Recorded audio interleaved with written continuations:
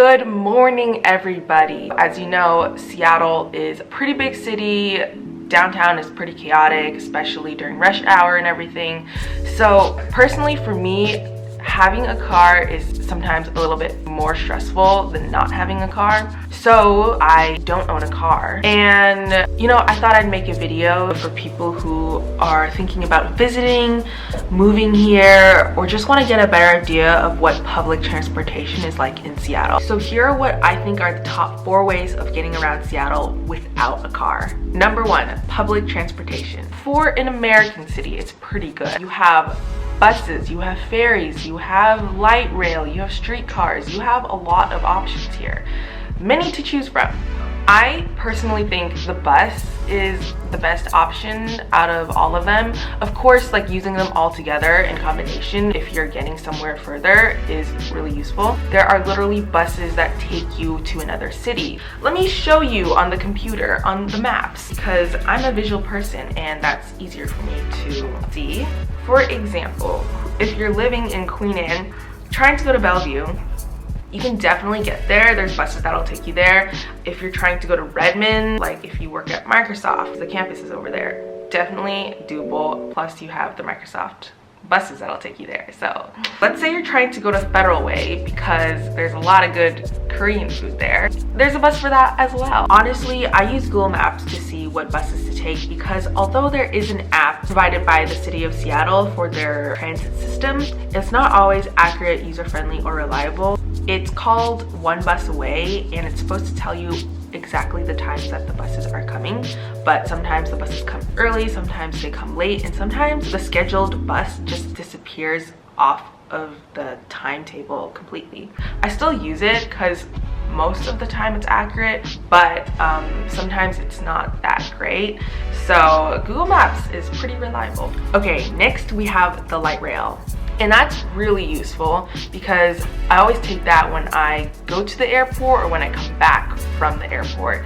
It drops you off at major locations and there are usually bus stops from where they drop you off at. Especially if you're going to downtown, definitely not to worry. There's also the ferry. So if you're planning on living in Bainbridge Island or Whidbey Island or any of the islands, you can definitely use the bus pass to get from the island to the city and vice versa. So there's also the monorail, and that is very useful if you are a tourist visiting Seattle because it takes you from the Westlake Center in downtown straight to the Seattle Center. And the Seattle Center is where the Space Needle, the Chihuly Glass Garden, Pacific Science Center, Mopop Museum, it's where it's all located at. So if you want to make a day trip and check those all off your list, then that's perfect. And one of the last ones I want to talk about is the Seattle streetcar. That's great because there are 2 of them, one between downtown and South Lake Union and the other between International District and Capitol Hill. Okay everyone, so that was a lot of information about one way of getting around Seattle without a car. Public transportation here is pretty big and I'm really grateful that we have it here because it's really useful. Okay, one more thing I want to add on is not many people know this, but getting on the bus, they take cash only and it's exact fare, which means if you have over the amount that they're charging, they won't give you change back. It's pretty dumb, but that's just the way it works right now. So currently the bus costs $2.75 for an adult, and so if you have $3 or if you only have a $5 bill, no change. So it's easier to get a bus pass instead, which costs $5, but you can always reload and reuse it, and it's really easy. You tap and you get on, you tap, you get off. It's way more convenient than just getting around using cash. And if you are a youth under 18 or a senior above age 65, I believe, then you can get the Orca Lyft card, which gives you a discount on everything. So no matter what time you're traveling at, what bus you're taking, and where you're going, it's all $150. And I think you also have to qualify for it in terms of how much you make every year. So I'll put links for that down below as well in case you're interested. But that's really useful because when I was a student, I used that and it saved me a lot of money. Sometimes if you don't have change, or you know, if you just like ask the bus driver, sometimes they're really nice about it and they'll just let you on, but don't count on that because you never know. So number 2, ride sharing.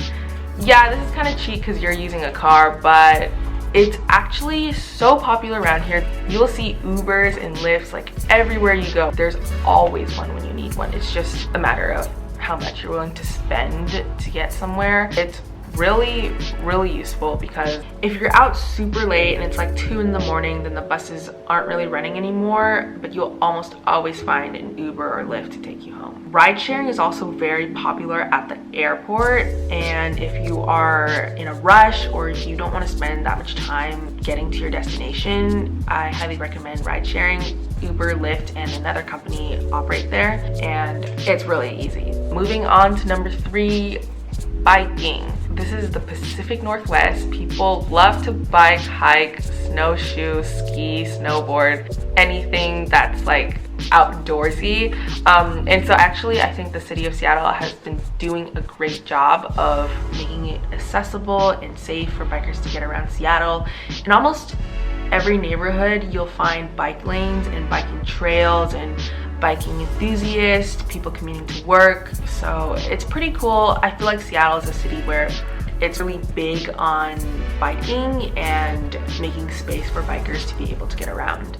The only downside is that Seattle is pretty hilly, so if you don't bike as much or if you don't like going up and down hills, then it might not be the best option for you. But other than that, I think it's pretty great to bike around Seattle. And even for biking, there are options available. So for example, you can either buy a bike or you can rent a bike.